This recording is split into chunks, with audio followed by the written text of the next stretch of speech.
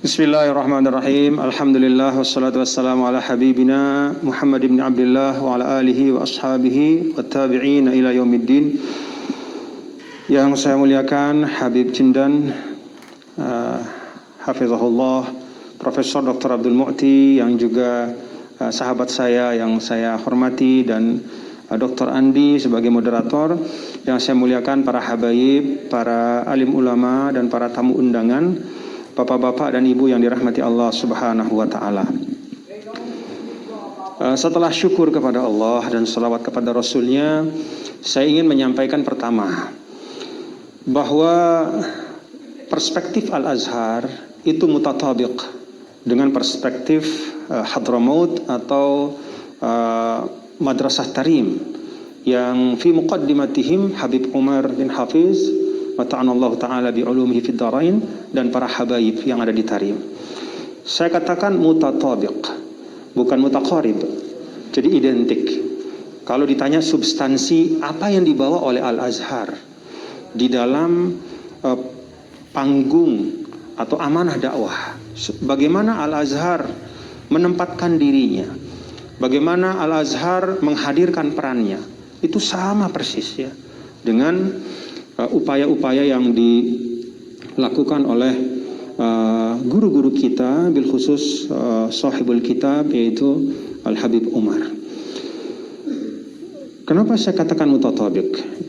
Minimal ya, pengalaman saya pribadi, kebetulan saya diamanahkan sebagai ketua alumni Al-Azhar di Indonesia. Jadi organisasi alumni Al-Azhar Pusat itu dipimpin langsung oleh Fadilatul Imamil Akbar, Syekh Ahmad Muhammad At-Tayyib. Beliau itu sangat sering menyampaikan kepada kami dan juga kepada saya dalam kesempatan yang agak pribadi ya. Beliau pernah menyampaikan begini, Muhammad, kata dia, ini saya dipanggil Muhammad sama dia, Muhammad, mش مهم إنك أنت تشتغل فين أنت وإخوانك الأزهريين يعني بيشتغل فين كسياسي أو مدرس أو تاجر اللي يهمني إنك أنت وإخوانك تقومون بتعزيز الوسطية تعززون منهج أهل السنة والجماعة على منهج الإمام الأشعري والماتريدي. Gak penting bagi saya, kata beliau, Anda dan teman-teman para alumni Al-Azhar itu mengisi ruang perkhidmatan apa di Indonesia. Tapi yang penting bagi saya adalah Anda semua bekerja untuk mengokohkan moderasi beragama. Kokohkan manhajul wasatiyah itu. Beliau tambahkan, cukuplah kami ya, yakni kifayah nihna fil buldanil arabiyah nu'ani minat tafarruq wal ikhtilafat wal hurub, yani nihna kal arab naqtul ba'duna ba'da. Itu kifayah, khalas, balash yahsul misla hadza fi Indonesia. Itu beliau sampaikan ya. Ya tentu dengan lebih fasih lagi ya, tapi itu yang saya dapat tangkap. Seperti itu yang saya dengar. Itu waktu itu di Solo, saya ingat betul. Cukup kami di negara-negara Arab ini mengalami perpecahan, bahkan perang tak berkesudahan. Nggak boleh itu terjadi di Indonesia. Itu yang sering sekali beliau sampaikan. Yang kedua yang beliau sampaikan adalah fathu babil khiwar, fathu babil hiwar, selalu membuka diri. Dan ini juga sebenarnya yang dicontohkan oleh Habib Umar. Tidak ada sensitivitas apapun bagi beliau untuk datang ke tempat beliau dibutuhkan. Enggak pilih-pilih tempat beliau. Di mana ada kebutuhan dakwah, beliau datangi. Jadi ketika di Indonesia dilihat bahwa ini adalah rumah umat Islam yang sangat besar, yang padanya diletakkan harapan untuk Islam yang kalau bahasa Prof. Abdul Mu'ti berkemajuan, mutahaddir, maka beliau datang kemari dan berulang-ulang. Emangnya beliau nggak sibuk di Yaman? Sangat sibuk. Tapi itulah syafaqah. Itulah yang namanya ihtimam itu. Malam yahtam itu di situ. Jadi ihtimam itu seperti kata Habib Jindan, bukan dengan meneriakkan, klaim bahwa saya yang paling peduli dengan umat, lalu kemudian seluruh gerakan itu bermuara pada fasad, bermuara pada safkud dima. Bukan itu. Habib Umar mencontohkan. Jadi beliau selalu terbuka. Kita lihat madrasah Abawiyah ya, yang di Yaman kan sangat terbuka ya, tanpa kehilangan asalah, jati diri ya, tapi menerima semua yang ingin datang untuk mendapatkan kebaikan, menikmati cahaya Islam.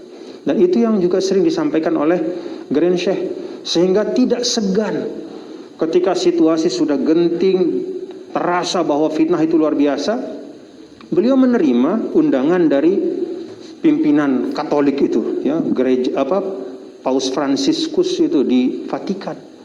Beliau terima, lalu beliau membuat wathiqah ukhuwah insaniyah sebagai penanda bahwa kita umat Islam itu memang tidak pernah khawatir berhadapan dengan siapapun, karena yang kita bawa itu hidayah, yang kita bawa itu kebaikan, yang kita hendak bagi itu salam. Sama persis seperti Habib Umar. Jadi saya ingin sampaikan bahwa manhaj ya, atau tariqah azhariyah itu mutatabiqah ma'at tariqat al-hadramiyah al-yamaniyah ya. Dan kilahuma ya, kilahuma katakanlah mengambil istiqa ya, mengambil atau apa itu, seperti mengambil air di sumur itu, menimba dari sumber yang sama ya, masyrab wahid. Jadi itu yang pertama yang ingin saya sampaikan. Yang kedua, judul menjelaskan tentang isi. Jadi di sini menghadapi fitnah dan konflik ini ternyata dari dua bahan utama. Yang pertama itu adalah bahan atau tulisan yang ditajukkan oleh beliau dengan wala tanaza'u fatafshalu wa tadhhaba rihukum.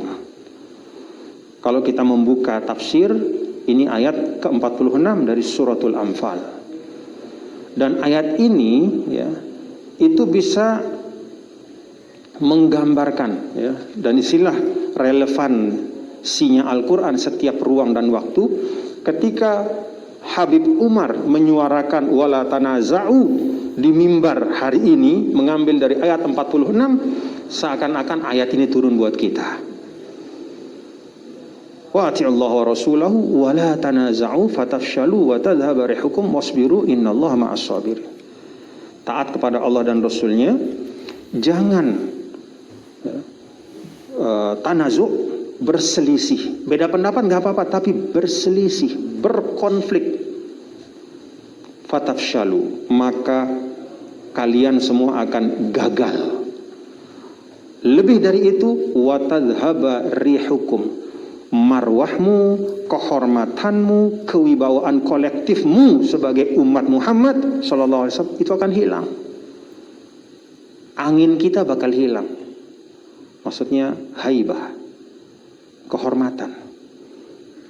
Maka wasbiru innallaha ma'as sabirin. Menariknya kalau kita lihat dari perspektif tafsir ya, ayat ini dalam surah Al-Anfal. Apakah ayat ini turun dalam konteks kekalahan? Ternyata tidak. Dalam konteks kemenangan.